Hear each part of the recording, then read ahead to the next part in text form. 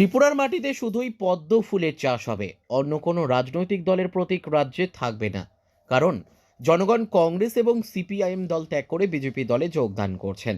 বুধবার 15 কমলাসাগর মণ্ডলের উদ্যোগে আয়োজিত যোগদান সভায় একথা বলেন প্রদেশ বিজেপি সভাপতি রাজীব ভট্টাচার্য।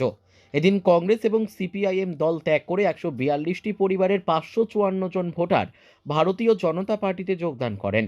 তাদের দলীয় পতাকা হাতে তুলে দিয়ে স্বাগত জানিয়েছেন প্রদেশ বিজেপি সভাপতি রাজীব ভট্টাচার্য। এদিন শ্রী ভট্টাচার্য বলেন, 2018 সালে ত্রিপুরায় বিজেপি সরকার ক্ষমতায় আসার পর একের পর এক জনকল্যাণমুখী উন্নয়ন হয়েছে।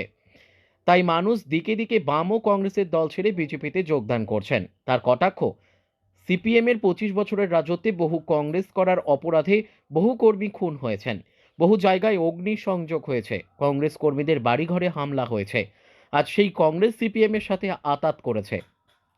কংগ্রেস ও সিপিএম এর কোনো নীতি আদর্শ নেই। এদিন তিনি আরো বলেন, বহু বছর ত্রিপুরাবাসীকে গরিব করে রেখেছিল বিগত সিপিএম সরকার।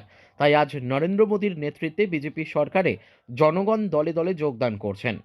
এখানে প্রায় 142 পরিবারের প্রায় 550 ভোটার আজকে ভারতীয় জনতা পার্টিতে যোগদান করছে।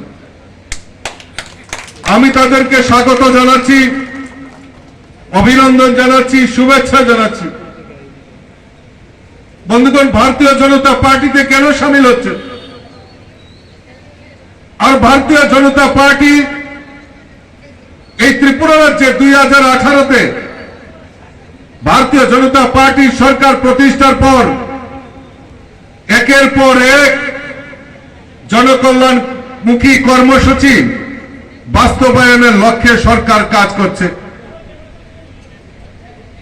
তাই মানুষ দিকে দিকে একটাই শুধু কথা বলছেন যে ত্রিপুরা রাজ্যে আর অন্য কোন রাজনৈতিক দল আমরা চাই না। ভারতীয় জনতা পার্টির নেতৃত্বে, মোদীজির নেতৃত্বে দেশ যেভাবে উন্নতি করছে, আমরা চাই এই ত্রিপুরার মাটিতে শুধু পদ্ম ফুল চাষ হবে, অন্য কোন দলের রাজনৈতিক দলের প্রতিকার থাকবে না এই ত্রিপুরার মাটিতে। Bureau report, news daily Bharat.